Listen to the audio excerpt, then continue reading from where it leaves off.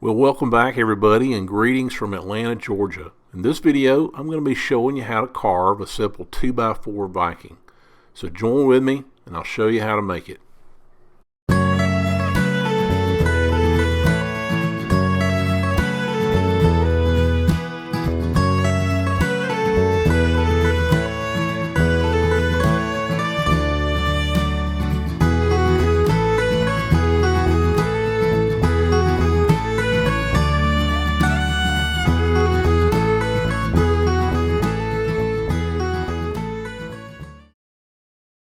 Okay, the wood I'm going to be using is just a simple 2x4, and this is southern pine, just a piece that I had in my shop that was readily available.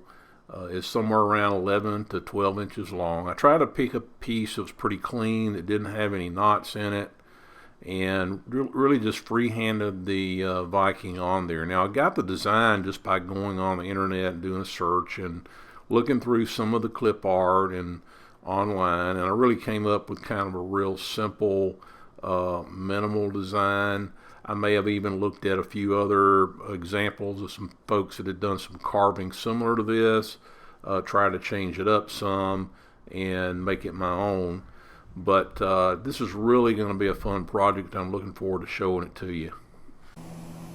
Okay, here you can see me. I'm starting to go around the carving with my Kutzall paper burr, and I'm just going along the lines that you see here, just basically outlining the design of the Viking. Now I apologize, I did lose a little bit of footage here.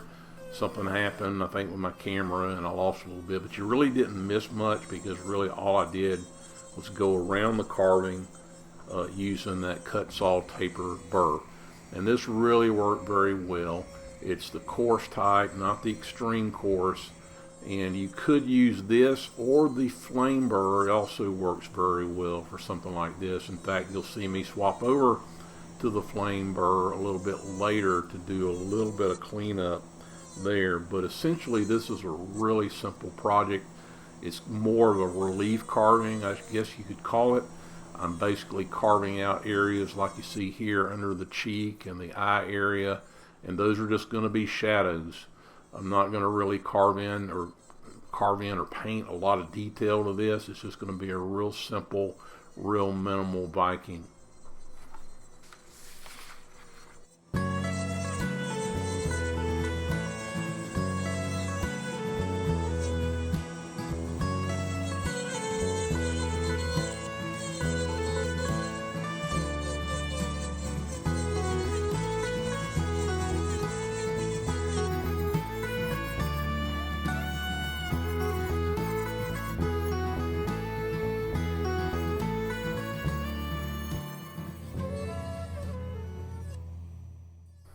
So if you're wondering, the power carver that I'm using is called the Micro-pro by Mastercarver. It's a micromotor carving tool.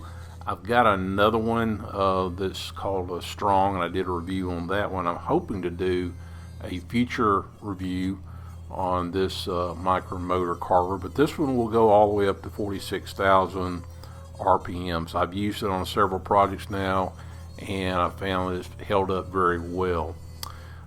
So we hope to do a future review on that.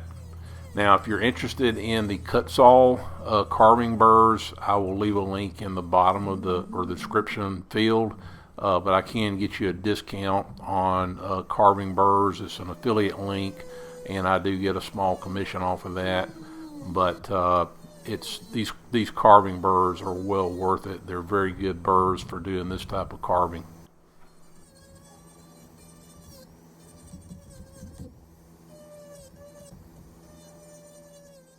Again, here you can just see me doing some feathering. So after I've outlined stuff, I'm basically going back and feathering. This is kind of the bottom of the beard area, and like I said, it's more like a relief carving, not very complex. You're going to see in a minute me carving some of the strands of hair, but I kept the hair very minimalist too. As you can see, it's just like maybe 4 strands of hair that I'm carving into the beard, and then you'll notice in the mustache area, the eyebrow area, I'm doing the same. And I'm going to come back later and paint those areas black just to give it more shadow. But I'll show you the final product here when we get done.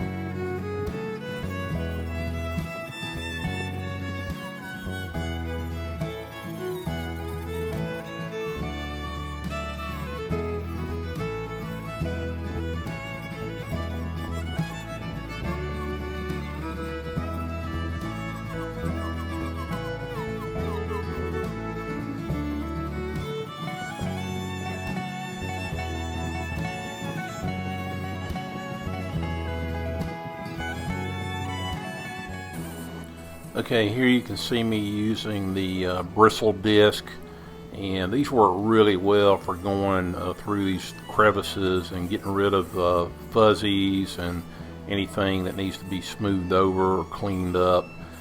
Make sure you do this at a low RPM. I have messed these up by running them at too high of an RPM. Just look on the container and it'll tell you what RPM you're supposed to run these on, but generally they do a pretty good job of cleaning up the fuzzies and smoothing out areas that maybe you want to smooth out in your carving.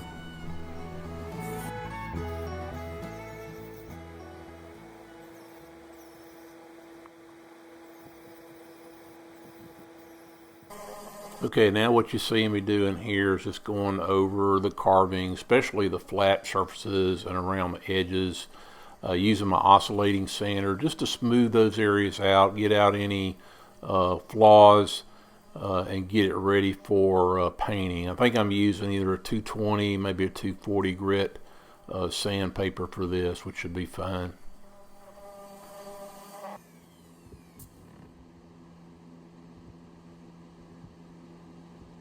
Okay, and here is the finished Viking. I kept the painting pretty simple, just used some acrylic paints that I had on hand. I used regular gray color for like the helmet and the armor.